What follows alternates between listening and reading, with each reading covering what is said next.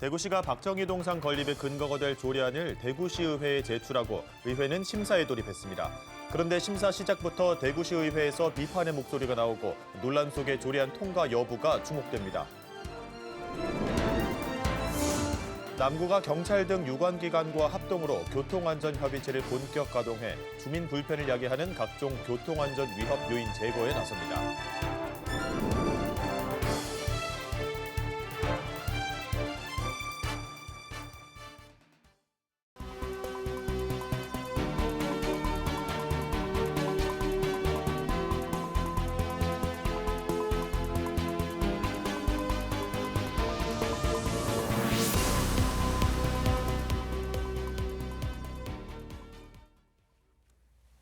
시청자 여러분 안녕하십니까? BTV 대구 뉴스입니다. 첫 소식입니다. 대구시가 박정희 동상 건립의 근거가 될 조례안을 대구시의회에 제출한 가운데 이제 의회는 본격적인 심사에 돌입했습니다. 그런데 심사 시작부터 대구시의회에서 비판의 목소리가 나오고 있습니다. 숱한 논란 속에 조례안 통과 여부가 주목되고 있습니다. 김민재 기자가 보도합니다. 이번 대구시의회 회기 중 가장 뜨거운 이슈는 단연 박정희 동상 관련 조례안입니다. 육정희 의원은 시정 질문을 통해 박정희 기념사업 관련 조례안의 부당함을 따져 물었습니다. 기념사업은 공론화를 통해서 여러 의견을 들어본 후 결과를 가지고 공감과 지지를 얻는 것이 예산 편성보다 조례 제정보다 먼저입니다. 대구시의 이러한 민주적 절차의 문항은 또다시 묵시장 독성적 행정을 보였습니다. 비판의 목소리는 또 나왔습니다. 대구시가 의회에 제출한 박정희 기념사업 조례안은 단 3줄이 전부라며 이는 조례가 통과되면 집행부에서 마음대로 하겠다는 뜻이라고 밝혔습니다. 일단 최소한 주민 의견 수렴 정도는 해서 우리 의회에 나누겠다면 이 짧은 시간에 의회도 충분히 검토할 사항인데 그거 없이 어느 날 동상 이야기와 예산과 조례가 올라왔습니다. 그 조례는 상당히 저는 부실하다 생각하고 집행부에서 임의대로 할 수 있게 해서 단 3줄의 조례를 올렸는 것 자체만 해도 우리 의회에 대한 존중이라고 저는 생각하지 않습니다. 이에 대해 대구시는 시의회 심사 자체가 공론화의 장이라며 의회 심사 과정에서 충분히 논의될 수 있는 거라고 반박했습니다. 이 시의회에서 논의되는 것이 가장 큰 공론의 장이라고 할 수 있습니다. 그 앞서 있는 절차인 여러 가지 입법 예고라든지 또 언론에서의 보도라든지 이런 등등을 통해서 입법 과정 자체가 크나큰 공론의 장으로 끌어들인 것입니다. 대구시의회는 오는 26일 상임위를 열고 이 조례안을 심사할 예정입니다. 대구시의회는 조례와 관련된 논란이 크게 일고 있는 만큼 냉철하게 심사하겠다고 밝혔습니다. 의회 내부에서도 이견이 있는 만큼 그동안 놓친 부분들을 안건 심의 과정에서 냉철하게 점검하고 민의를 충실히 담겠습니다. 만일 상임위에서 통과가 된다면 다음 달 2일 본회의에 회부되고 조례안 통과 여부가 최종 확정됩니다. 시민단체들은 조례안 통과를 강력히 반발하며 천막농성과 함께 반대 서명운동까지 돌입한 가운데 시의회가 어떤 결정을 내릴지 주목됩니다. BTV 뉴스 김민재입니다. 봄철 날씨가 따뜻해지면서 공유 자전거와 공유 킥보드 등 개인형 이동장치 이용이 늘고 있습니다. 이와 함께 이동장치 이용자들의 무면허 사용이나 안전모 미착용 등 위법 행위도 증가하고 있는데요. 특히 사용 후 무단 방치된 이동장치와 관련된 사고도 늘고 있어 대책 마련이 요구됩니다. 이에 남구에서는 경찰 등과 연계해 합동 단속이나 강제 수거 등 교통 안전 특별 대책을 시행할 예정입니다. 우성문 기자의 보도입니다. 야외 활동이 많은 봄철을 맞아 공유 자전거나 공유 킥보드 등 개인형 이동장치 사용이 늘고 있습니다.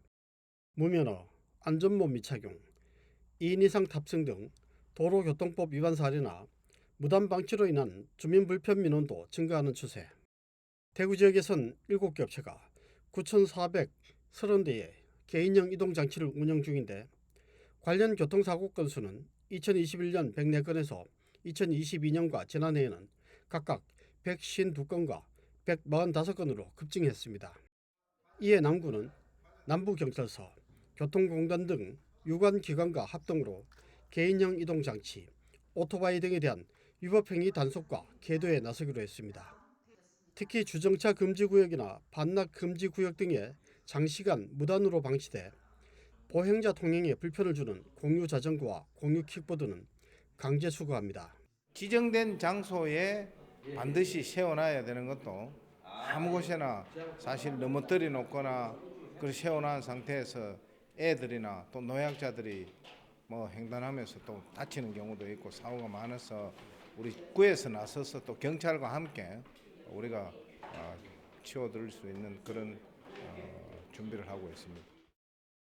대구시에선 차도와 도시철도역 진출입구 3m 이내, 버스 정류소 5m 이내, 횡단보도 3m 이내, 점자 블록 위 등 5곳은 개인형 이동장치 절대 주정차 금지구역, 학교 정문 앞과 버스 승강장, 도시철도역 출입구 등은 반납 금지구역으로 정하고 있습니다. 오토바이 판매점들이 인도나 도로를 점령해 통행에 불편을 주고 있다는 민원에도 경찰과 함께 적극 대응할 방침입니다. 최근 폐지 수집 노인의 교통사망사고와 관련해서도 재발 방지를 위해 폐지 수입 리어카에 야간 반사지를 부착하는 등 교통안전 취약 계층인 고령자 교통사고 방지에도 구청과 경찰이 긴밀히 협력키로 했습니다. 우리 남구에 노인 인구가 많고 또 노인분들이 생업을 위해서 많이 이동하시기 때문에 위험에 많이 노출되어 있습니다. 그래서 노인 안전을 위해서 경찰관들이 위험성이 있는 오토바이라든지 다른 개인형 이동 장치에 대해서 집중적인 단속을 해서 안전을 확보하도록 하겠습니다. 이와 함께 남구교통안전협의체는 여름철 집중호우에 대비한 침수 예상도로 사전 점검과 교통통제 체계 구축, 학교 주변 등하굣길 교통안전 대책도 수립해 시행합니다. BTV 뉴스 우성문입니다. 주민 참여 예산 사업은 동네에 필요한 사업을 마을 사람들이 직접 발굴해 신청하는 제도입니다. 최근 달성군에서는 주민 참여 예산 사업을 통해 환경 정비가 활발하게 이뤄져 눈길을 끌고 있습니다. 천희열 기자가 전해드립니다. 삼원진 나루터가 있는 마을 입구에 높이 7m, 폭 20m쯤 되는 대형 벽화가 조성됐습니다. 목화섬을 올린 패대기 모자를 쓰고 보찜을 맨 모습이 마치 옛날 삼원진 나루터를 오가던 보부상을 연상케 합니다. 한쪽에는 나룻배에 소를 태워 강을 건너는 안악내의 모습이 벽화로 표현됐습니다. 주민 제한 사업을 통해 탄생한 이 벽화는 김광석 다시 그리기길 벽화 감독을 맡은 김병호 작가와 유희금 작가가 참여해 의미를 더했습니다. 이거 업에서 했는데 이거 2,500만 원인가 줬거든. 근데 이런 거 되면 이거는 뭐 사람 그래도 그리고 배도 그리고 뭐래요. 안 괜찮습니까? 대구 외곽순환도로 아래 지하보도 주변이 분홍빛 꽃과 녹음으로 뒤덮였습니다. 회색빛의 평범한 지하보도가 한 주민의 제안으로 벽화가 가득한 공간으로 조성된 겁니다. 사람들이 안전하고 편리하게 다닐 수 있도록 조명등과 조형물을 설치한 것도 눈에 띕니다. 처음에 회색 콘크리트 벽이었는데 깨끗하게 그림도 그려져 있고 해서 보기가 참 좋아진 것 같아요. 이 산책하다 보면 보기가 참 좋네요. 주민 참여 예산은 동네에 필요한 사업을 마을 사람들이 발굴해 신청하는 제도입니다. 사업의 면면을 살펴보면 환경 정비에 대한 주민들의 의지를 엿볼 수 있습니다.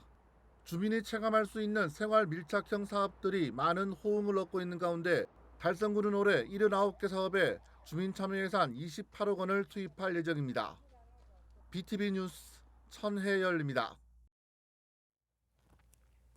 이번 22대 국회의원 선거에서 대구 지역 유권자들의 국민의힘 몰아주기가 4년 전보다 심화된 것으로 나타났습니다. 국민의힘 공천 과정에서 텃밭을 무시한다는 비판 여론이 일었음에도 21대 총선보다 8만 표가 더 몰려 보수의 철옹성이 더 단단해졌습니다. 우성문 기자의 보도입니다. 제22대 국회의원 선거에서 여당 국민의힘이 야권에 참패했지만 대구 철옹성은 더 단단해졌습니다. TK는 아무나 꽂아도 당선된다는 식의 낙하산 공천 논란으로 국민의힘이 텃밭을 무시한다는 비난 여론이 거셌지만 결국 표 몰아주기는 심화됐습니다. 이번 22대 총선 대구 12개 지역구에서 국민의힘 후보들이 받은 총 득표수는 90만 3,723표로 21대 선거에서 미래통합당 후보들이 받은 82만 3,722표보다 8만 표 늘었습니다. 심지어 22대 총선 대구 유권자 수가 205만여 명으로 21대 207만여 명보다 2만 명 줄었고 투표율도 67%에서 64%로 낮아졌음에도 국민의힘 득표는 더 늘어난 겁니다. 지역구별로는 이번에 재선에 성공한 수성구 을 이인선, 동구 군위군 을 강대식 의원이 21대보다 각각 29,622표, 16,394표를 더 얻어 득표수 증가 1, 2위를 차지했습니다.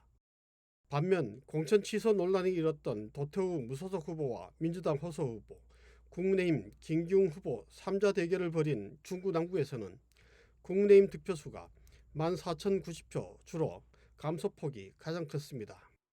이밖에 수성갑과 서구에서도 국민의힘 득표수가 일부 감소했지만 다른 지역구에서는 모두 4년 전보다 국민의힘 득표가 증가했습니다. 이는 선거 막판 여당 찬판 위기론 확산으로 보수 지지층이 결집한 데 따른 것으로 풀이됩니다. 지역 정가에선 선거 때마다 되풀이되어 온 묻지마 지지가 심화된 데 따른 부작용도 커질 것이라는 우려도 제기되고 있습니다. BTV 뉴스 우성문입니다. 다음 소식입니다. 보이스피싱 피해 여성이 직접 범인 수사에 나선다는 올해 초 흥행 영화 혹시 보셨습니까? 이 영화의 모티브가 된 실제 사건의 주인공이 경기 화성시 정남면의 주민이라고 하는데요. 영화 시민 덕키를 통해 지역에서 일약 스타로 떠오른 화성 시민 김성자 씨를 만나봤습니다. 임세혁 기자입니다. 화성시 정남면에서 식당을 운영하는 김성자 씨. 올해 1월 개봉한 영화 시민 덕키의 실제 주인공입니다. 영화가 실화를 바탕으로 했다는 이야기가 알려지면서 누적 관객 170만 명으로 흥행에 성공해 유명 인사가 다 됐습니다. 김 씨는 아직도 이런 유명세가 어색하기만 합니다. 잘 견뎌줘서 고맙다는 소리 하는 사람이 많고요. 너무 대단하다고. 얼떨떨하고 좀 많이 쑥스럽고. 지난 2016년 피 같은 돈 3천만 원을 피싱 사기로 빼앗기고는 하늘이 무너지는 줄 알았다는 김 씨. 충격으로 시리에 빠진 나날을 보냈지만 자신과 함께 울며 걱정해주는 세 자녀를 위해 이대로 무너지면 안 되겠다는 생각이 들자 다시 삶의 의지를 다잡을 수 있었습니다.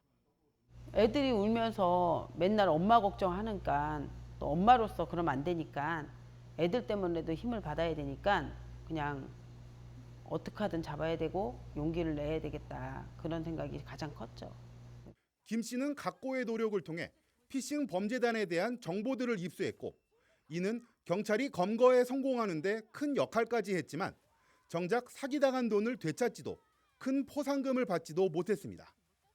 하지만 자신의 이야기를 담은 영화가 흥행하고 얼마 전 화성시로부터 자랑스러운 시민상을 받는 등 의미 있는 일들이 생겨 위안이 된다는 김 씨.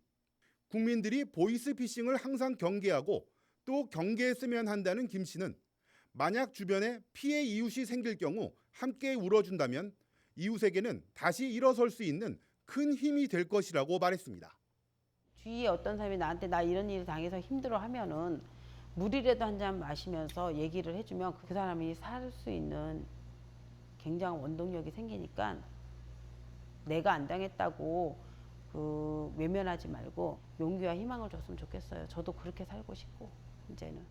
BTV 뉴스 임세혁입니다. 지하철의 승강장이나 화장실 부근을 지나가다 보면 자판기를 쉽게 찾아볼 수 있는데요.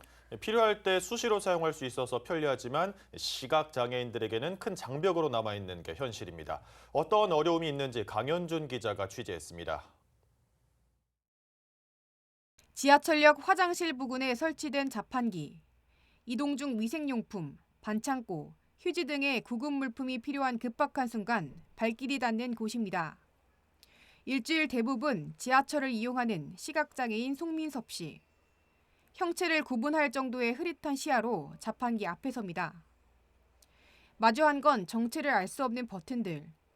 번호를 눌러 물품을 선택하는 조작 방식입니다. 재고가 없는 품목이 무엇인지 알 길이 없는 것은 물론 무엇을 파는지조차 확인할 수 없습니다. 승강장에 설치된 자판기도 마찬가지. 점자판이 있는 경우에도 점자를 읽을 수 없어 무엇이 있는지 알 방법이 없습니다. 어떠한 제품인지 이 제품이 얼마인지에 대해서 저희가 정보를 제대로 알지 못하기 때문에 좀 힘든 것 같고요. 점자가 있다 하더라도 점자를 읽을 수 있는 시각장애인이 한 10% 정도밖에 되지 않기 때문에 조금 힘든 것 같습니다. 숫자 버튼형 자판기의 경우에는 이용자와 그 번호가 거리가 멀리 있어서 저시력 장애인의 경우에 제품이 매칭이 잘 안 되는 경우들이 많이 있고요. 전맹인 시각 장애인의 경우에는 그 점자로 표시되어 있지 않기 때문에 번호 자체와 제품명 자체도 확인하기가 어려워서 그 제품을 구매하기 자체가 불가능하긴 합니다. 실제 보건복지부 장애인 실태조사 결과에 따르면 국내에 등록된 시각장애인 가운데 점자를 사용할 수 있는 비율은 9.6%, 후천적 시각장애인이 76% 정도로 점자 사용 비율이 낮은 겁니다. 실제 자판기를 이용해 보겠습니다.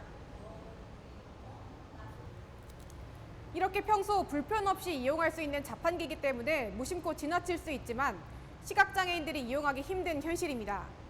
음성 지원을 받을 수 있게 마련된 점자조차 일반인도 찾기 어렵습니다. 고객센터를 통해 음성 지원되는 경로를 장애인들이 알 수 있게 홍보하고 지원 경로를 점자 표기에서 확장하는 것이 필요한 겁니다. 그 고객 안내 지원 센터가 있다는 걸 저도 처음 알았고요. 이 고객 안내 지원 센터가 있다는 게 홍보를 좀 많이 해 주셨으면 좋겠습니다. 그리고 이제 QR 코드, 제품의 명이라던가 제품에 대한 설명, 제품 가격 같은 것들을 QR 코드로 삽입을 하면 좋을 것 같은데요. 동일한 기준과 동일한 규격이 있었으면 좋겠습니다. BTV 뉴스 강현준입니다. 충무 아트센터가 시민들에게 기후위기의 심각성을 알리는 사진 전시회를 엽니다. 국제적인 작가들이 참여하고 배우 이병헌이 목소리를 통해 작품 설명을 합니다. 이재원 기자가 소개합니다.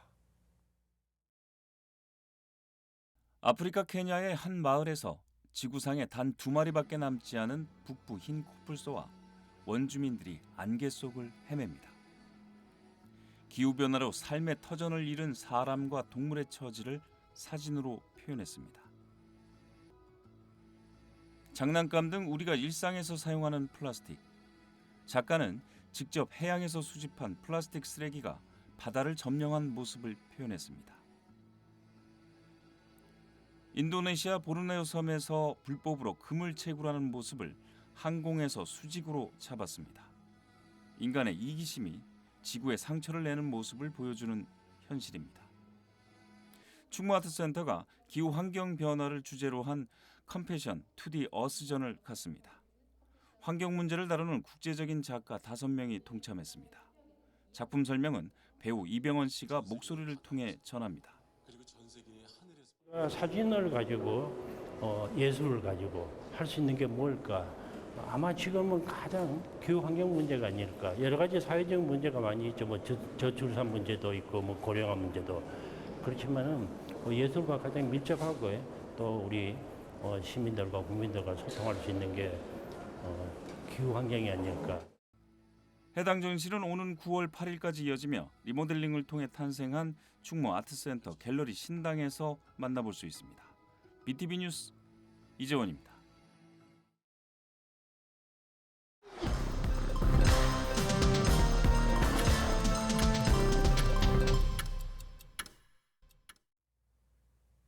대구시가 전국에서 처음으로 상위 국가유공자가 급행버스를 무료로 탈 수 있는 교통카드를 발급하고 다음 달 1일부터 시행에 들어갑니다. 기존에는 상위 국가유공자가 전국 시내버스와 도시철도를 무임승차할 수 있었지만 급행버스는 제외됐습니다.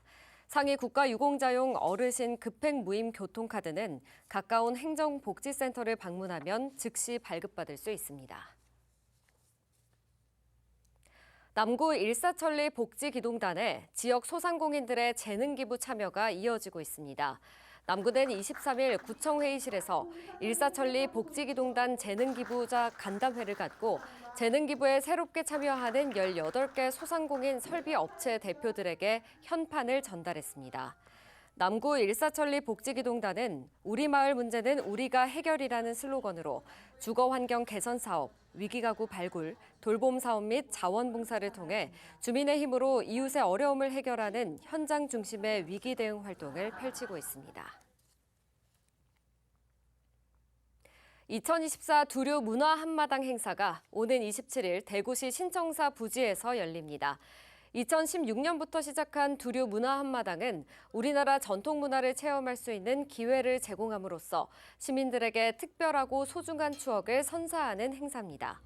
행사장 내 전통문화 체험장에서는 길쌈놀이와 활쏘기, 비석치기를 즐길 수 있고 디딜방아와 맷돌 등 농경 문화도 체험할 수 있습니다.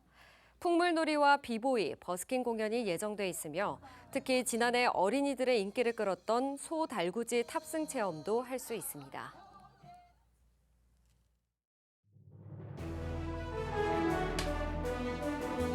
달성군 육아읍 새마을협의회와 부녀회가 육아읍 행정복지센터에 300만 원을 기부했습니다.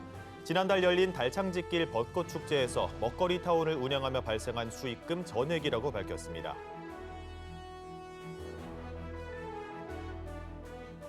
제8기 희망달서 SNS 기자단이 발대식을 갖고 활동을 시작했습니다. 25명으로 구성된 제8기 희망달서 SNS 기자단은 내년 3월까지 달서구의 주요 정책과 관광 명소를 취재해 SNS에 게시하는 활동을 하게 됩니다.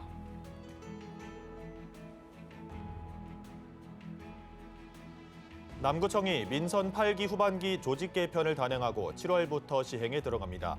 남구청은 지방 소멸을 극복하기 위해 인구정책국을 신설하고 각종 정부 공모 사업을 진행하는 재정지원팀도 만들었습니다.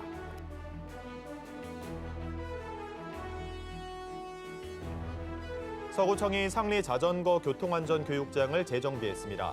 외부 체험 교육장은 실제 도로와 동일하게 구현했고 교통안전 표지판을 설치해 초보자들에게 다양한 교육을 제공할 예정입니다.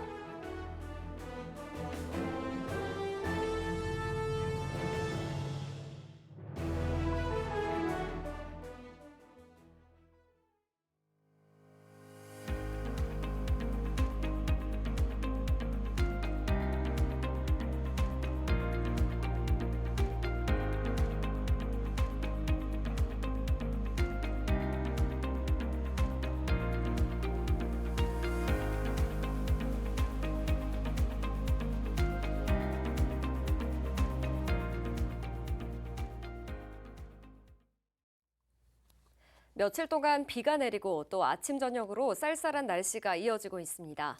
비가 그쳐도 큰 일교차가 유지된다고 하니까요. 환절기 건강 유의하시기 바랍니다. 이상으로 뉴스를 마칩니다. 시청해주신 여러분 감사합니다.